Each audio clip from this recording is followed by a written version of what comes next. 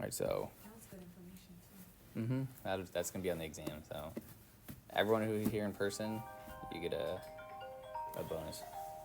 Is that me?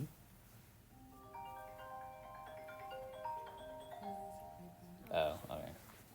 I don't want to touch your stuff, but I guess I'll stop recording as soon as I start streaming. Okay, so this is still going to contain esters, right? And everything I said before was basically just review of what we talked about with triglycerides, right? What they comprised of, what are the simple reactions that are involved with triglycerides. It's the only difference with waxes, they're smaller than triglycerides because these can combine a fatty acid, right? So that's the same component for a triglyceride with a long chain alcohol, right? So if we're complaining or combining, I think you're. Yeah. So if we're comparing this with the triglyceride, what molecule are we replacing in the triglyceride here?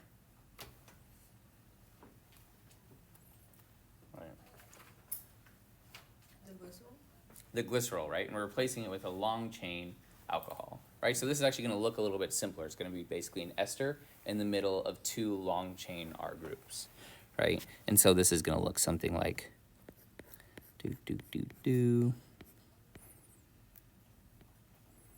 this would be our long chain fatty acid, and then whatever our alcohol could be on the other side, right? And we know that the esters are divided into the alcohol side and the, what's the other side of an ester?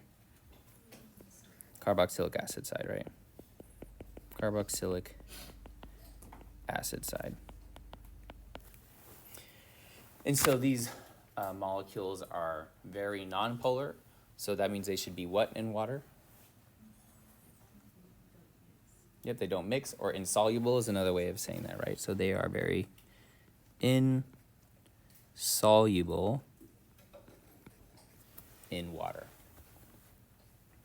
Right, and if you think about a wax, they tend to be really insoluble, and they're hard to actually get to mix to water. In fact, these are usually going to be even less soluble than most fats and oils. You really have to get these pretty hot to get them to mix with water at all.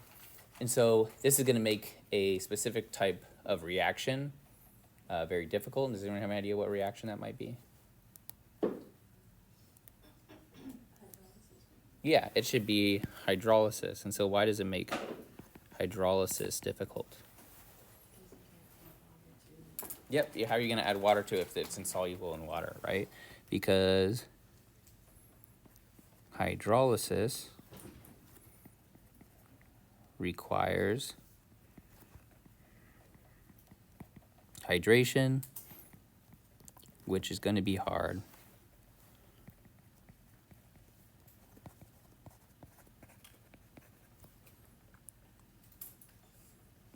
With no water.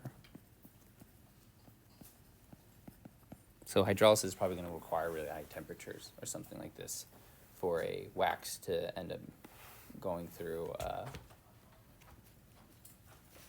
a hydrolysis reaction. Jason?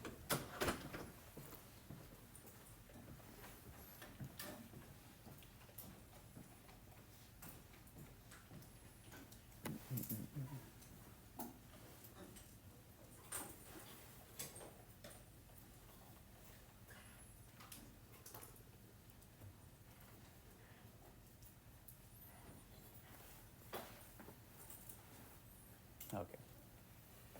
Just writing. So these are what waxes, for how we classify waxes. And you can think that these would also have relatively strong intermolecular forces because instead of the triglyceride, right, where we can have these different orientations of all the different fatty acid groups, this is going to be a relatively linear molecule. So if it wanted to, it could orient itself to maximize the different intermolecular forces, right? That's why saturated, if we compared saturated fats and oils to unsaturated fats and oils, which ones had higher melting points? saturated, right? Because they don't have the bends due to the double bonds, which means that they can line up easier, right? And maximize intermolecular forces. And so that's the general structure for what a wax is going to look at. The typical type questions you get asked about this is identify both parts of the wax, right? The long chain alcohol and the fatty acid. And then it might be a question like, why is hydrolysis hard if this is a wax molecule? Okay, any questions on that? No? All right. So the next type of lipid we'll talk about are phosphoglycerides, which are some of the more interesting ones because of the different properties they have and the different structures they can form. And so these are going to be complex lipids, right? So we say that they're complex lipids. And so why do we call them complex lipids again? What separates a simple lipid from a complex lipid?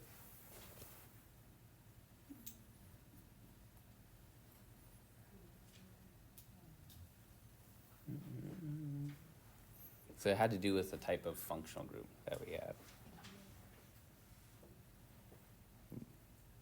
The triglycerides, waxes, other simple lipids we've talked about so far. What are the two functional groups you really only see in its components?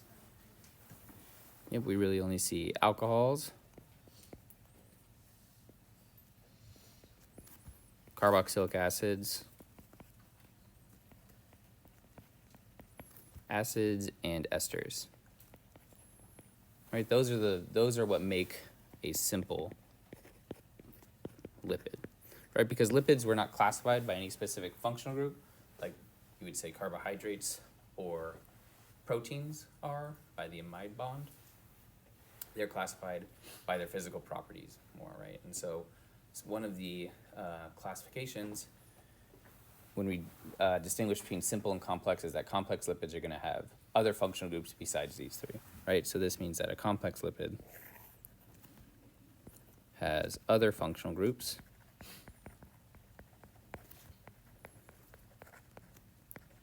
besides these three. And so what do you guys think the phosphoglycerides are the main component of? Right. And another name we usually call them are phospholipids. Right, so maybe that'll make you.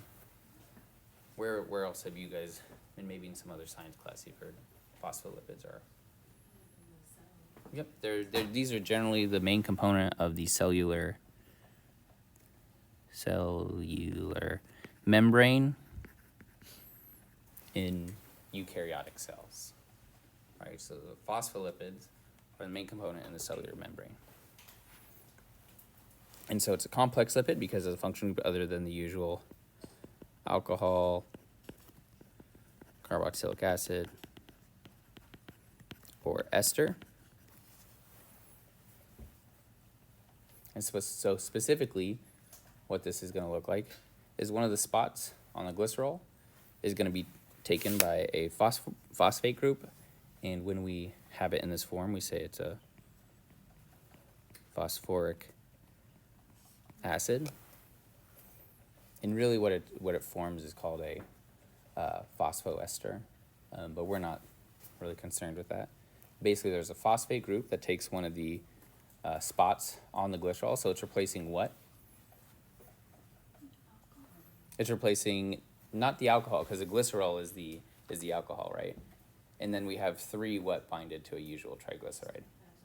Fatty acids, right? So it's taking the spot of one of the fatty acids. And then to the phosphoric acid part, or the phosphate group, we have an amino alcohol. Right, and so if this is our triglycerol, we have our usual fatty acids. And then here, we have our phosphate group that then is bonded to an amino alcohol. And that could look something like that.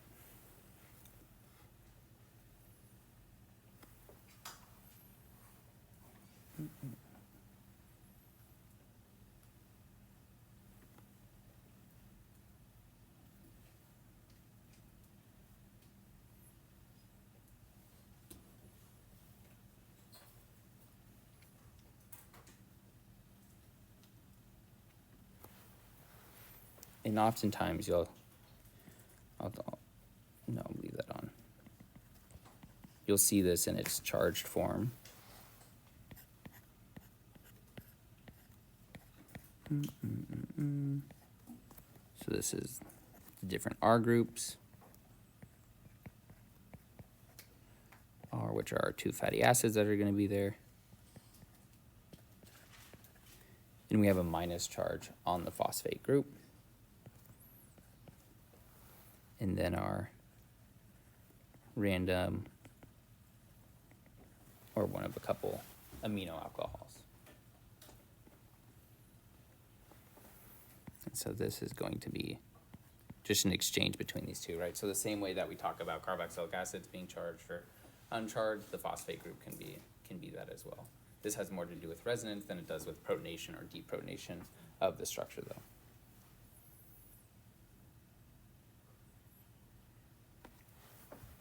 Any questions on that? You good?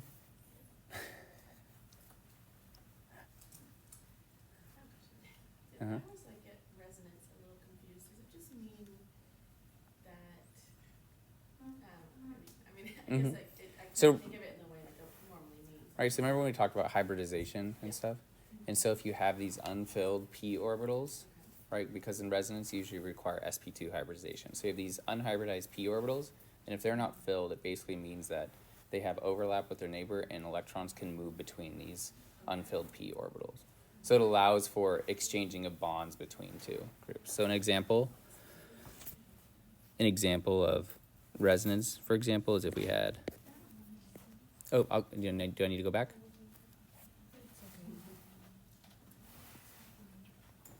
It's okay.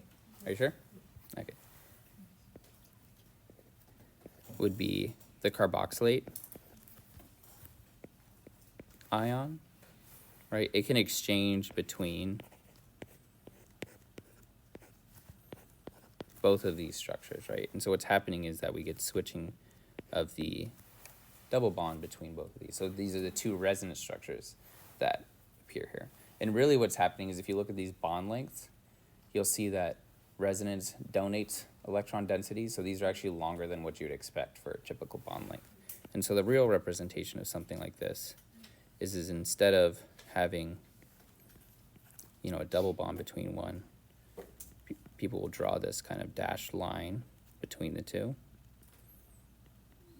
between both of those, and they'll just have a minus charge that's kind of shared by both of those groups right there. So this is, whenever I say resonance, this is what it's referring to. This isn't, necessarily important for you guys, but it's basically that you're alternating between structures, right? Nothing in real life is perfectly static and still. So usually there's movement and stuff that's going on here.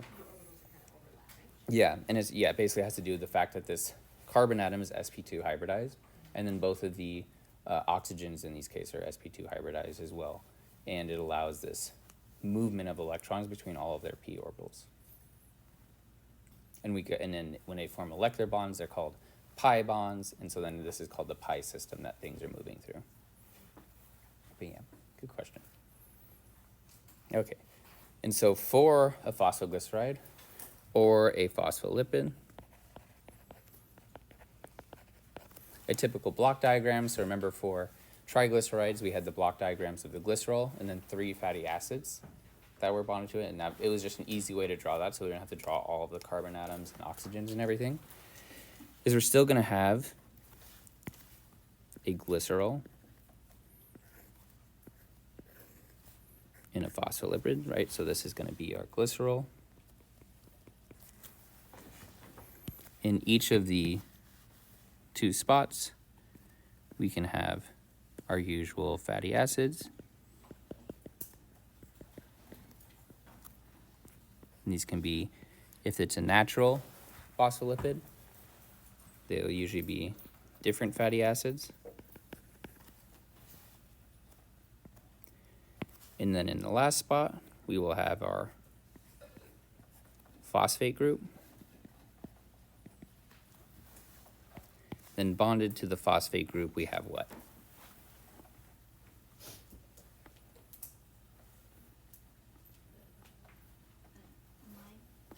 It's the amino alcohol, right? the amino alcohol. And this is kind of a funky functional group because, we haven't really talked about the mixture of these things. But on one side you have an amine, and the other side you have an alcohol. The alcohol side you need to form the phosphoester with the phosphate group. And then the amine is just a structural component of the alcohol itself.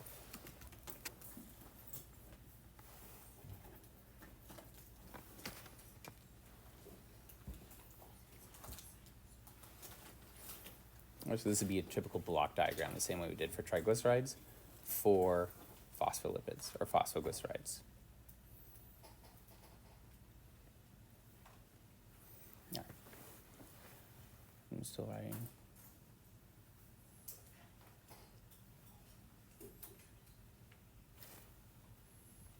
Okay, am I good to go on to the next one?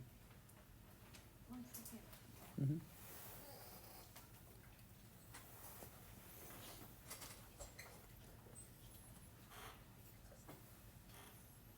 So then we're going to talk about the, how does this tie into the structural component of a phospholipid in terms of like cellular structure and biological structural importance. Okay, so the concentrations on the phosphate side of the phospholipid make it extremely polar, while the rest of the molecule, right, if the rest of the molecule is composed of saturated and unsaturated hydrocarbon chains, the rest of the molecules should be what? Nonpolar, right? So this will be nonpolar. And so this allows them to function as a important part of the cellular membrane, which I've already stated, because we can keep the nonpolar stuff together, separate from the polar side of the molecule. And in biology, most things are in an aqueous environment, which means that they're in what kind of environment? One with water, right? So if we keep the nonpolar stuff away from the polar stuff is going to stay close, or is it going to separate from water? Polar likes water,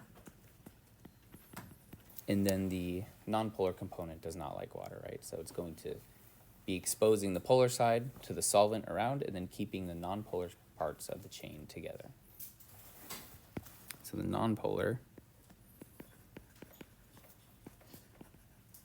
stays with other long carbon chains.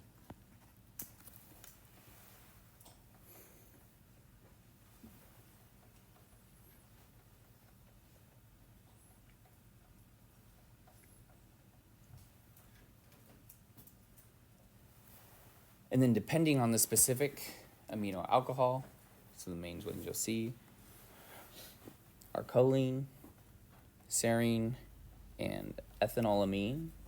So depending on each of these, they can be classified into different phospholipids. I'm not going to be testing you guys on, classifying this as a different phospholipid. It's more important to be able, in my opinion, to identify if this is a phospholipid and what are the structural components of the phospholipid.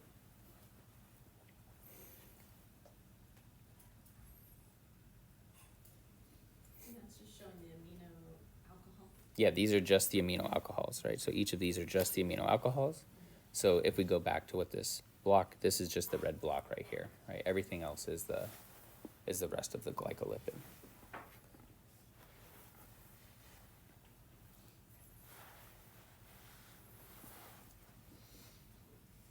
And so depending on the type of phospholipid, you might find it in one tissue more than the other. So sulforaphane a lot of times are found in brain tissue.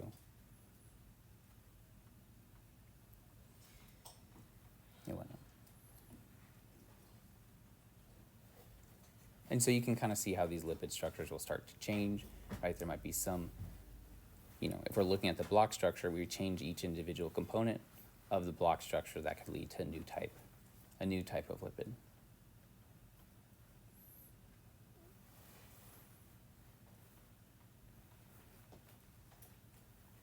And what do you notice about each of these amino alcohols here?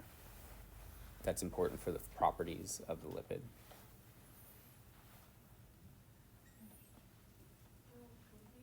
they're all protonated or charged, right?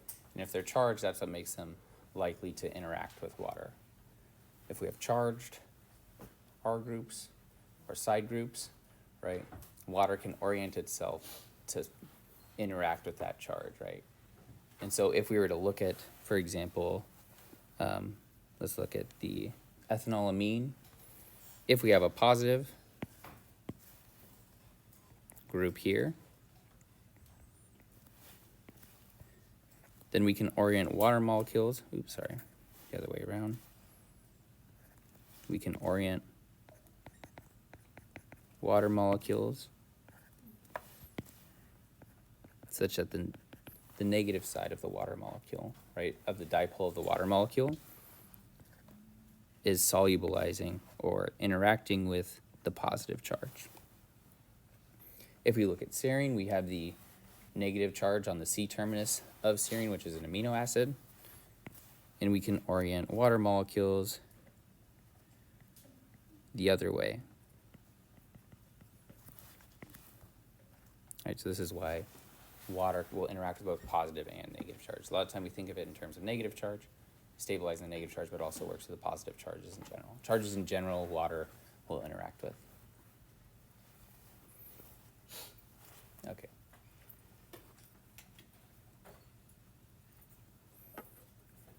All right, so why don't you guys take a second here, and here we have a phospholipid, and identify each of the structural components of the phospholipid. That means glycerol, the fatty acid, phosphate, and the amino alcohol. All right, so if I ask you to identify the glycerol component, where's the glycerol of this molecule? The left side, right? And that's going to be all of the alcohol components of every single ester bond that's here, right? So this will be the glycerol component of the phospholipid. And then where are the fatty acids?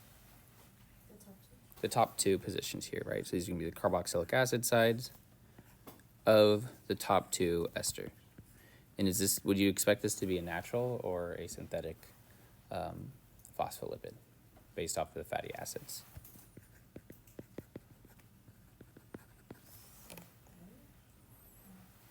So in nature, we usually always have a different fatty acid on each glycerol spot on the glycerol, right? So because we have two different fatty acids there, we would say, okay, well, this would likely be a natural fatty acid, right? It's only really in the lab that you see a singular fatty acid. Doesn't mean that you can't synthesize ones in the lab that have different fatty acids, but if you had to guess, that's how I would rationalize that response.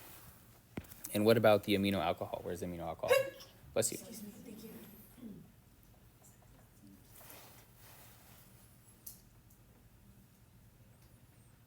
Where would you guys place the amino alcohol? Below? Yep, it's on the bottom, and is it going to be to the right or the left of the phosphate?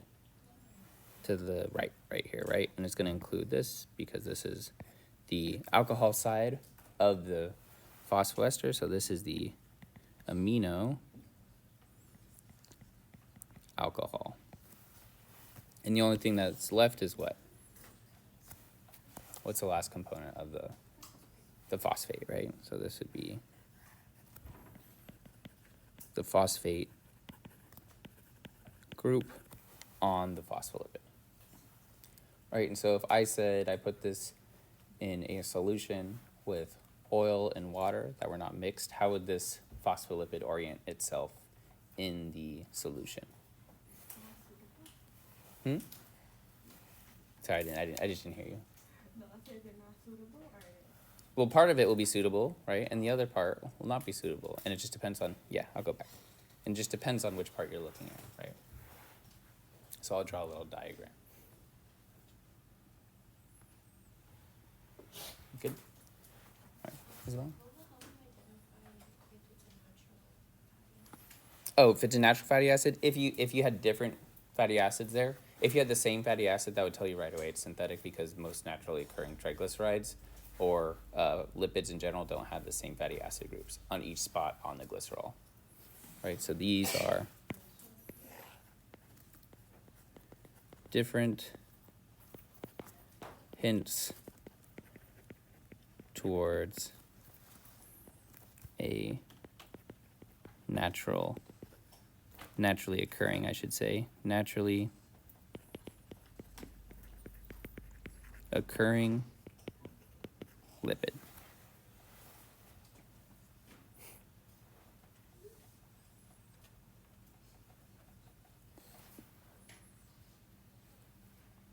I'll let you go finish writing that. And so the question I asked was, if I had a solution of water, how would this phospholipid orient? It's a solution of water and oil. How would this phospholipid orient itself in that solution? And so we can kind of think of how we have looked at detergents and emulsifiers and stuff in the labs the last couple of weeks. All right, am I good to go to the next slide now? All right, so if this is our cup,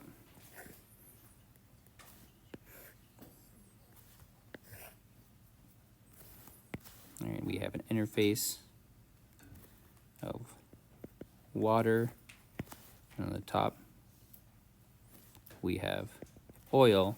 I said, well, how is the phospholipid going to orient itself? How would you expect it to orient itself in this solution?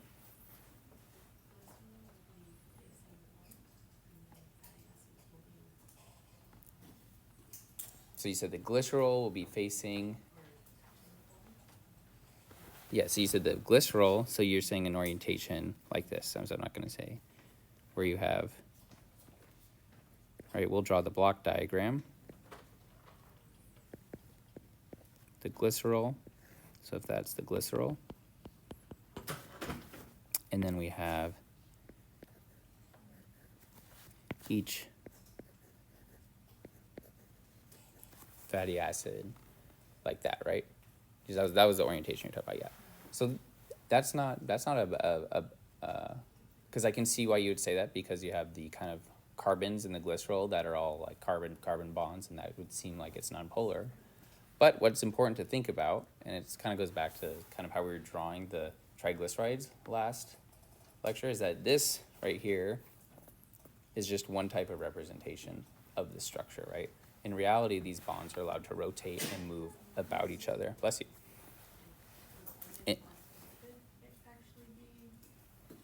And we know that the phospholipid is the polar side of the molecule, right? So the phospholipid should be in the water somehow.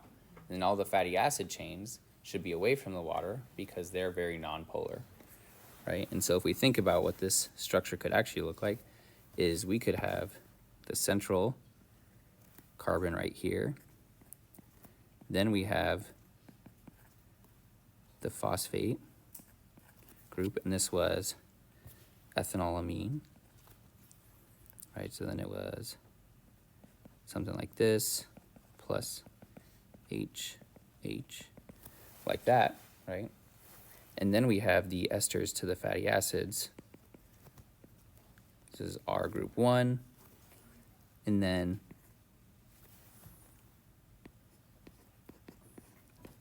R group 2 here, right? Because there's nothing that stops us from the middle fatty acid rotating in such a way that points the phosphate and the amino alcohol group down, right? Because these are all single bonds, they can rotate about each other. And so now if we have this barrier, we can have water down here, which is going to be happy interacting with the negative charge on the phosphate and the positive charge on the amine group there. And then all the nonpolar R groups for the fatty acid, whether they're saturated or non-saturated, can be happy staying in the oil part of the mixture or of the solution. All right, and so it's important to remember that while we draw it like a block diagram, the reality of these structures is they're not static structures. These are wiggly things moving around in solution, and they'll move in whatever way keeps them the happiest, right? And that's going to be keeping the polar stuff with polar stuff and non-polar stuff with non-polar stuff. And so it might look a little confusing, the transition between these two structures, right? And I'll talk in a second about how that works. And so actually I did mess up a little bit right here, because there should be another carbon atom between each of those. right there.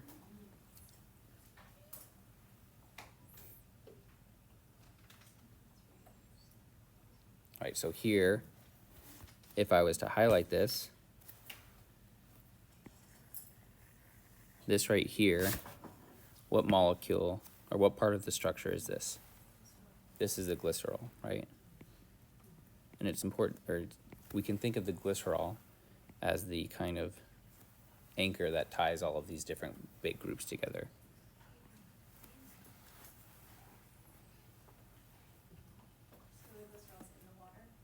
So the glycerol will be somewhere, it probably moves back and forth between the two different phases, right? There's probably a little buffer region. In reality, there's a little bit of water and oil mixed together at the region. You know, that's not going to be much wider than what the glycerol molecule would be. The important idea is that we have the phosphate and the amino alcohol in the water and the lipid unsaturated saturated chains in the oil here.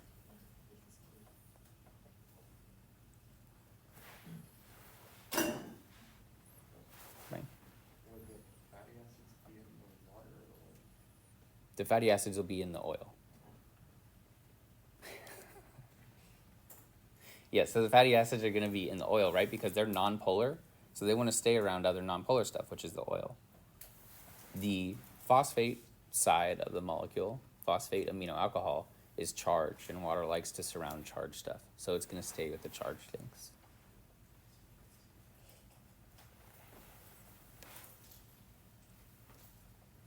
Right, these right here,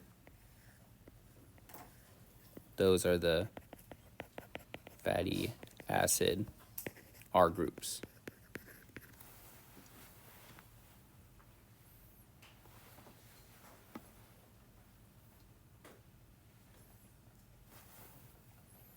Am I good to go back to the previous slide just to kind of show you where we saw this before, right? Since it's still a glycerol molecule.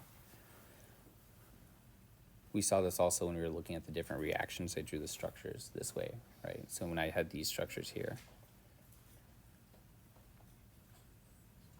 these are also, you know, the orientation of these molecules and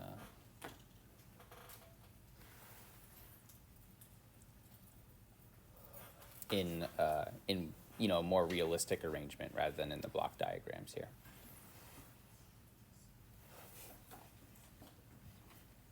Okay. Yep. The glycerol, again, is it in the oil? The glycerol is, you know, there's going to be a little buffer region where you actually do get a little mixing between water and oil. I wouldn't focus too much on where the glycerol is.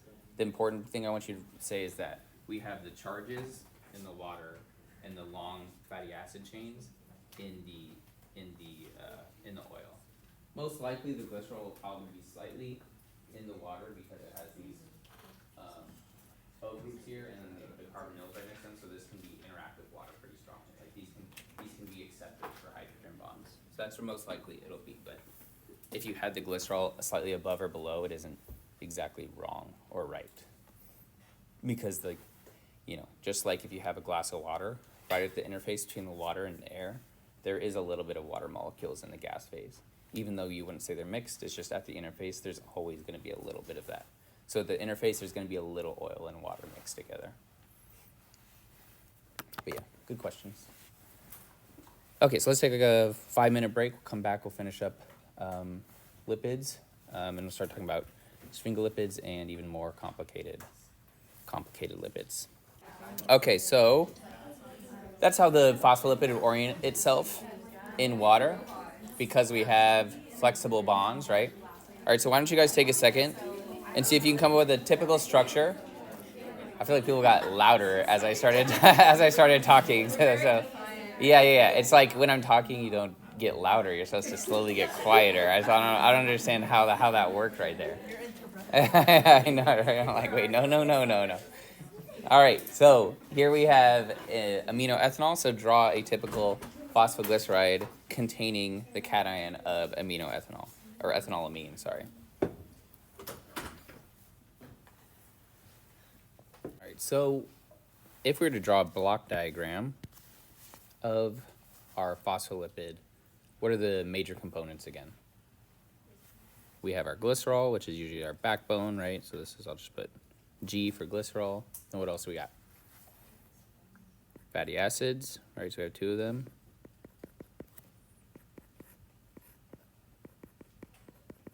And then what's the last 2 groups we have? The phosphate, and that's bonded to the amino alcohol.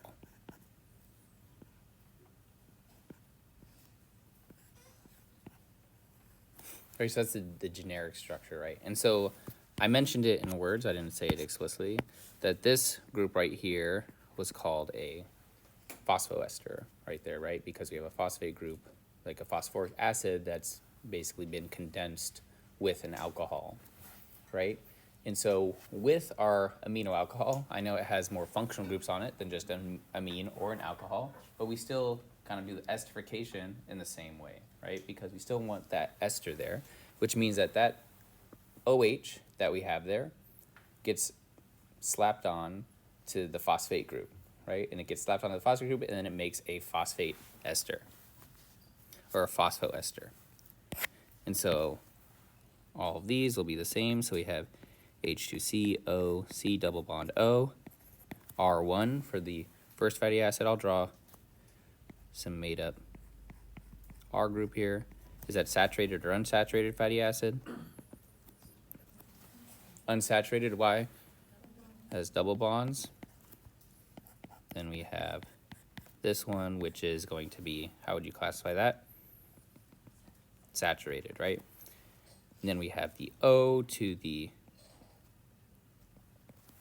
phosphate group, and then the esterification of the alcohol side of the amino alcohol to the rest of the structure. And this is just going to be CH2, 2, and then it ends with NH3 and has a positive charge.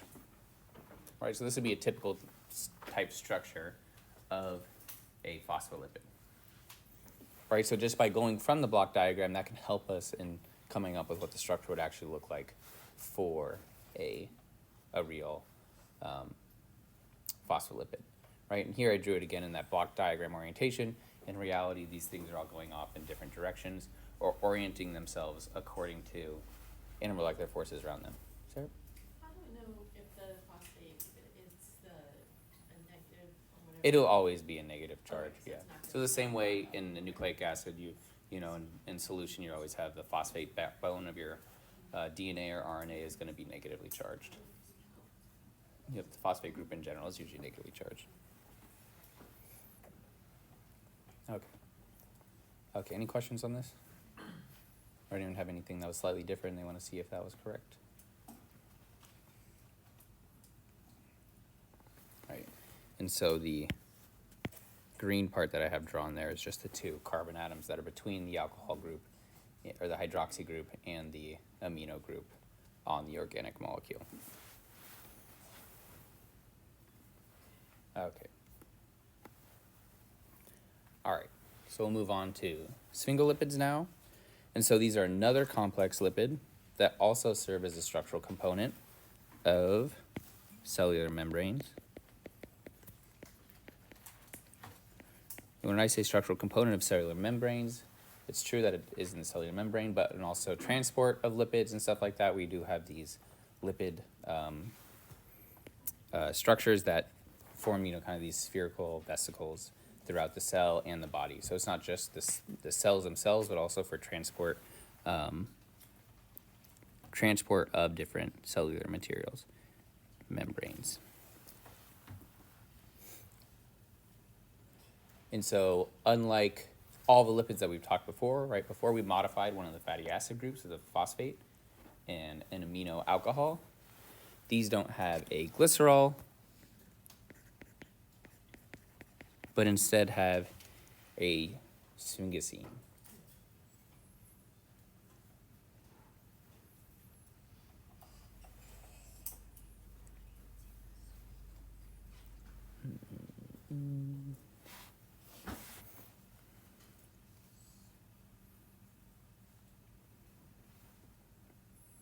And so this contains a long chain alcohol as at one of the spots.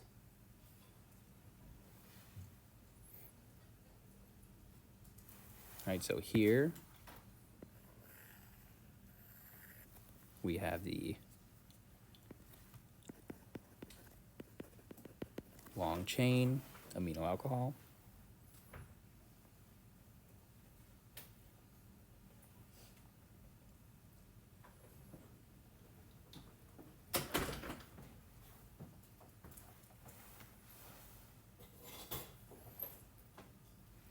And then also, instead of an ester linkage to this amino alcohol, we have an amide linkage.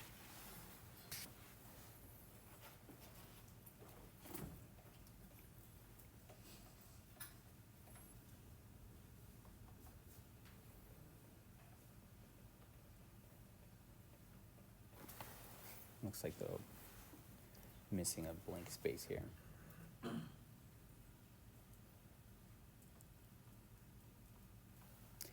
And then also one of the spots on the sphingosine, which is taking the place of the glycerol, is taken by a phosphate and then bonded to an amino alcohol.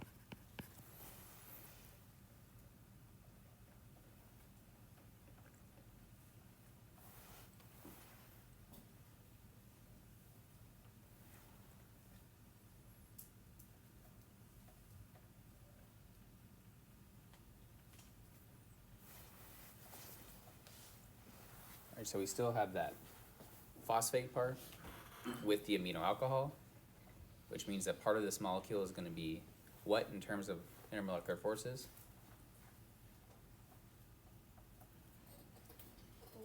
Polar, right? Because we still have that negative charge and the positive charge from the amino group on the amino alcohol. And the phosphate has the negative charge. All right, and so this right here, this is the sphingosine.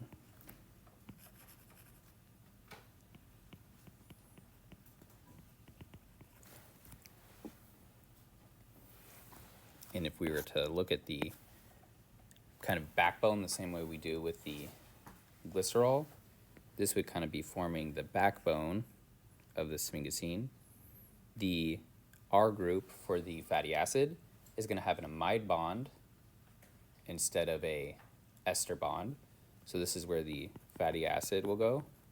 And I'll go over a block diagram on the next slide. So this is where the fatty acid will go. And then this is part is the entire. yeah, that's like what the backbone. And you'll see in the block diagram, you draw the block for this a little bit differently because it kind of almost goes into one of the spots where we had fatty acid on the previous glycerol. And then this OH is where the phosphate, so the phosphoester goes, right, with the amino alcohol. Right, so again, this is a typical, realistic representation of what this molecule looks like. But all that's drawn here isn't. We don't have the fatty acid on this yet, and we don't have the phosphate and the amino ester. This is just the equivalent of what glycerol is, right? And so we're just looking at how is this different than glycerol right now.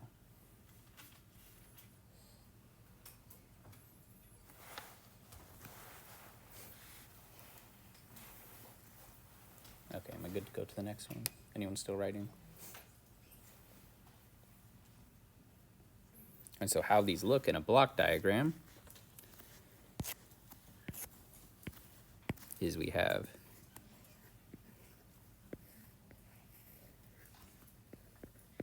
the sphingosine here. Then we have our fatty acid. Then our phosphate. Make this a little bit bigger.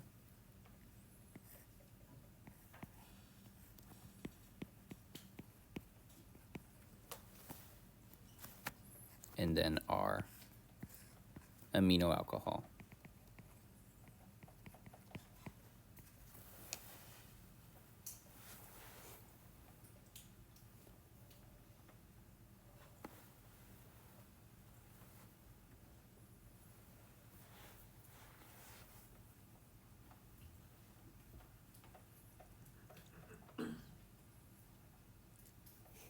right? So see how on the block diagram for glycerol, we just had one side with 3 fatty acids, right? Then on the block diagram for the phospholipids, we had the one of the spots for the fatty acids just replaced with a phosphoester, right, which is a phosphate bonded to an amino alcohol. Here, for the sphingolipid, we have this new backbone, which is the sphingosine, which is a little bit more complicated and kind of harder to look at. One fatty acid, and then the same thing from the phospholipid.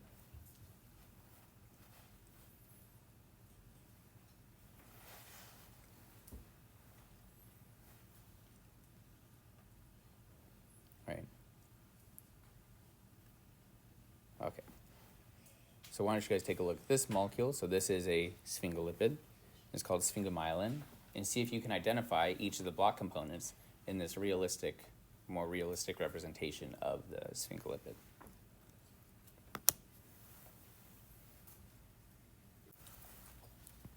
So I'm going to circle this right here. And what is this part of the molecule? That's the sphingosine, right?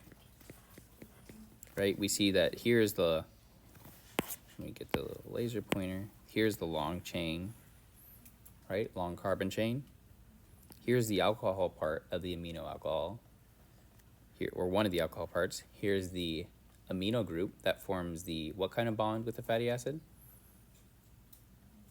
Amide bond, right? And here's the other alcohol part of the sphingosine, right? And this is the part that bonds to the phosphate and then the amino alcohol.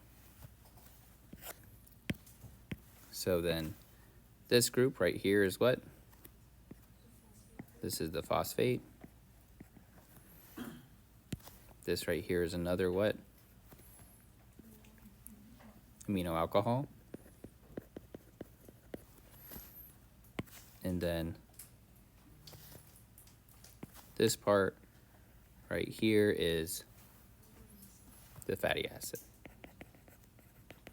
All right, so because the fatty acid is shown, it has the R group there, it's the smallest part of this molecule, but that could be as long as the part that, of the sphingosine as well. And also, it's important to remember that sphingosine is an unsaturated amino alcohol, right? And we know it's unsaturated because of what? Like, how can you look at this and see that it's unsaturated? We see that right here, there's a double bond, right? So that makes it unsaturated. So that is an unsaturated amino alcohol.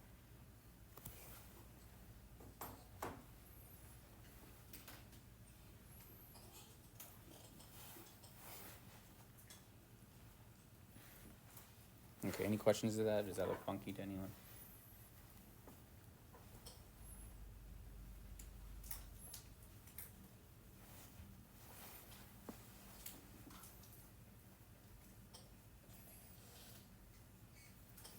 Okay, all right, so now we're going to move on to glycolipids. And so these are also going to contain a sphingosine. So that's why they're like sphingolipids, because they have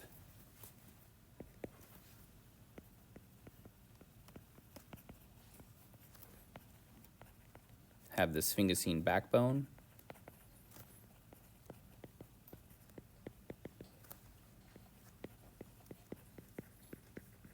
But instead of a amino alcohol, they're going to create, or they're going to have a molecule that's like glucose or galactose that's bonded there to the phosphate group. All right, and so how would you classify both of those biomolecules?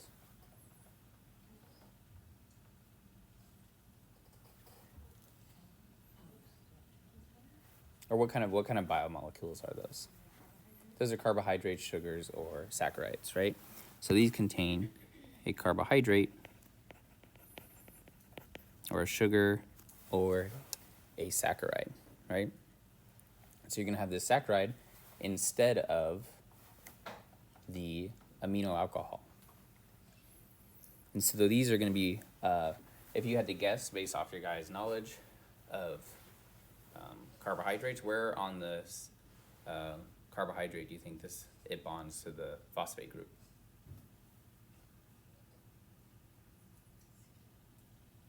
So I see you say alpha carbon, which is close. It's close to what the alpha carbon, because that's kind of, if it was an alpha or beta, what were those? Alpha and beta were what to each other?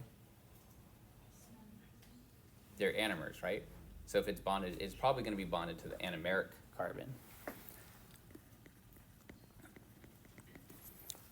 To the anomeric carbon on the ring structure. So if we had our molecule, and it looks something like this, H.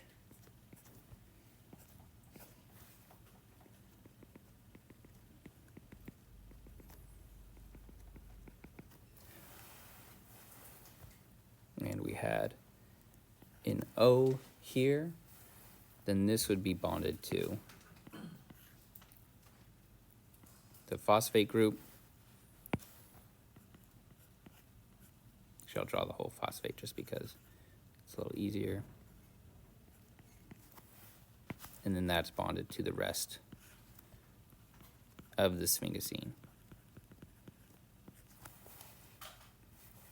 which then has its long carbon chain and also another fatty acid bonded to it. And so these are important, and these are all going to end up being part of like the cellular milieu of the membrane, because these can be presented on the surface of a cell as an antigen. So this is the first time where we look at the chemical structure of something and see how that affects biological function in a cell, right? So these are presented on the surface of the cell. Does anyone know what, or anyone have any idea what these glycolipids determine? Yeah, so these determine your blood type, right? So depending on the type of blood type you have different antigens on the surface of your cell. Those antigens interact with your immune system, and basically if your immune system doesn't like them, right? So if you have a blood transfusion, you don't have the right blood type, your immune system will attack the foreign blood in your body. Right, and so this glycolipid, and what's actually going to be presented is this is a monosaccharide, but with the antigens, you have a polysaccharide that's bonded to the phosphate group, and the shape and sequence of that polysaccharide is what the antigen actually is. And so you've probably seen those little Y shapes when people talk about antibodies and things like that, and so that's what's interacting on the cell. The antibodies interact with the antigens on the surface of the cell. And so they communicate via molecular interaction, right? Antibody comes, sees, I don't know what this is, flag that cell for destruction. Right, so we'll talk maybe a little bit in lab a little bit more, finish up glycolipids and then how it fits into the cellular membrane. And we'll see a couple pictures of what these antigens actually look like. Okay, so let's take